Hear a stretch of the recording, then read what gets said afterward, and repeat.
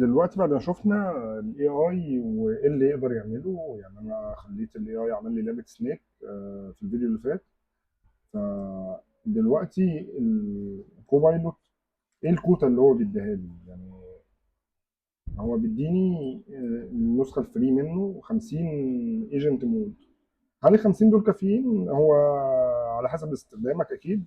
يعني انا مثلا بالنسبه لي عند نص الشهر مثلا بعوز ان انا اشتري او اشترك في حاجه تانية، ممكن استخدم ال ام تاني. هل اصلا كوبايلوت احسن حاجه؟ هو مش احسن حاجه، بس هو في ميزه ان هو بيدي لك سبورت ان انت تستخدم الايجنت بتاعه ببلاش على اي اكستنشن تاني. طب ايه الاكستنشنز اللي تقدر تساعدني في البرمجه وتكون حلوه؟ في اكستنشن اسمه رو كود. يعني هنا في حاجه اسمها الاكستنشنز، ده رو كود.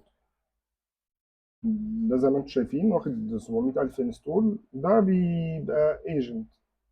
ايجنت تقدر تتشات معاه، تقدر تتكلم معاه، تقدر تديله تاسكايه.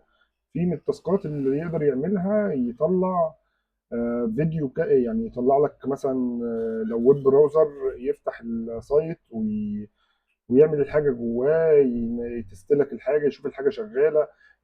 لو هو مثلا موبايل ابلكيشن بيجنريت لك كود، بي ممكن يرن لك كود لو في بجايه بيفكس لك البج ويتريت على الموضوع دوت. وميزه ترو كود ان في حاجه اسمها ام اس بي سيرفر، ده تقدر تضيف له تولز تانية تقدر تساعد. فانا مثلا هنا اهو عشان اقدر استخدم كوبايلوت، باجي هنا بنزل بلاقي في حاجه اسمها في اس كود ال ام اي بي اي. ده بيخليني اقدر استخدم الاي بي اي بتاعت كوبايلوت. مشكله الاي بي اي بس بتاعت كوبايلوت ان السبورتد حاجات قديمه كلها، يعني جي بي تي 4.1 ده مش هتلاقيه سبورتد. في كلود 3.5 ده كويس لحد ما، يعني في دلوقتي 4. دي عشان نعرف ايه الحاجات السبورتد دي هنا ليستد الافيلبل. بالنسبه للفري دول السبورتد بس معايا 4.1 سبورتد و او 3 ميني سبورتد. دي الحاجات بقى اللي مش سبورتد، الحاجات الاحدث نسبيا يعني. بس انا اقدر استخدمه انه هو يساعدني يعني، وفي نفس الوقت ببلاش تقدر تستخدمه. يعني مثلا بما ان هو مش الاحدث، يعني انت ممكن تستخدمه في ان هو يعمل لك ريفاكتور لجزء من الكود، يساعدك انك تبيلد، يكمل بيلد فيتشر ما دام هو شاطر في كتابه الكود، زي كانك مهير واحد جونيور. لكن مثلا النسخ الاحدث بتبقى كانك مهير واحد سينيور عندك في الكود، يقدر ينفذ لك، يعمل برين ستورم للفكره وهكذا. فانا مثلا لو جيت قلت له دي المودز بتاعته اهي، ده مثلا مود الكود، ده الاسك، ده الاوركستريتور. لو انت عايز تتعمق وتخلي مثلا يعني ممكن تبدا مثلا الفلو بتاعك بالاسك مود، وتبدا تسال على فكره، الفكره دي انا عايز اعمل الحاجه الفلانيه مش عارف ايه، وبعد كده تسويتش للاوركستريتور. انت تعال نجرب. يعني انا دلوقتي can I add speed uh, speed choice before starting the game.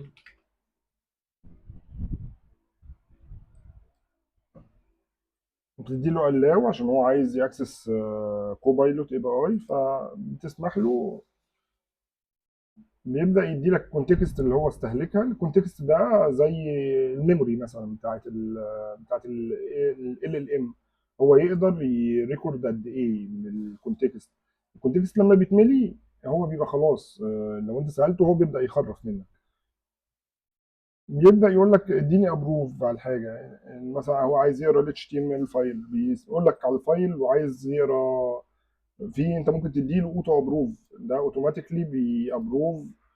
يعني ممكن نديله ابروف مثلا على الريد رايت الريتراي الام سي بي، تديله ابروف على الحاجات اللي انت عايزه يعملها اوتوماتيكلي.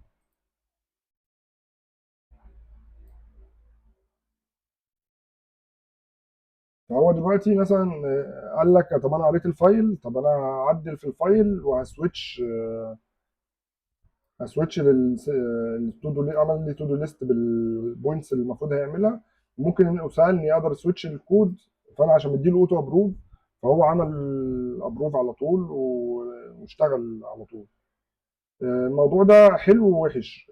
حلو ليه ووحش ليه؟ يعني انت المفروض ما تديلوش اوتو ابروف غير لما تقرا هو هينفذ ايه، يعني ايه لستة الحاجات اللي هو قرر ان هو يعملها. يعني هو مثلا قال لك اهو ناوي اد السبيد اوبشن يو اي، ماشي في الستارت تمام.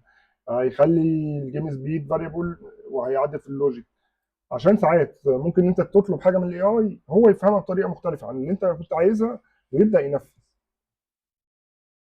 فانت لازم تكون فاهم هو هيعمل ايه، وبعد ما يعمل لازم برضو تقرا معاه الكود هو عمل ايه بالظبط، عشان ساعات بيكرر كود، ساعات بيكتب كود ملوش عايزه، او ينسى انه يربطه. يعني يكتب لك كود، الكود ده ماشي كويس بس هو ما ربطوش مع الاكشن، ما ربطوش مع الحاجه، هو حط الكود ومثلا ما ربطوش، مش اكتر.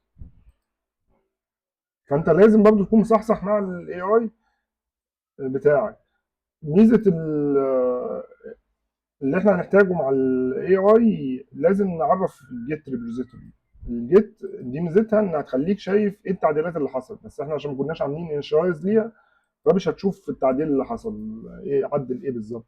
بس تقدر تشوفه من التعديلات اللي هنا. يعني هو هنا غير سطر، زود الجيم لوب. ممكن نقول له كمان مثلا ستارت ذا جيم ذا براوزر.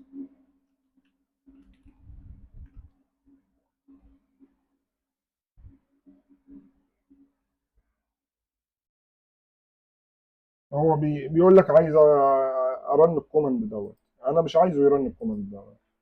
فهنعمل ايه؟ هاجي افتح الفايل انا بنفسي في فيجن فايندر. فاهو هو حط لي هنا مثلا سلو ونورمال وفاست. لو قلنا سلو وبلاي ده كده السلو بتاعه. طب فرضا انا عايز اموت، تمام، ريستارت، نرفرش. طب الفاست مثلا اهو زي ما انتم شايفين الفاست اللعبه بقت سريعه جدا، وهكذا. فده الاوبشن بتاع الرو كود. ان انت بتقدر تستخدم الاي بي ايز بتاعت الكوبايلوت معاك وتقدر تستفيد منها، وهي حاجه ببلاش وبتتجدد شهريا، دي حاجه كويسه. بس كده، اشوفكم باذن الله في الفيديو اللي جاي، وهنشرح تولز تانية وادوات تانية تقدر تستخدمها وتوفر لك كتير من غير ما تدفع فلوس في الاي اي.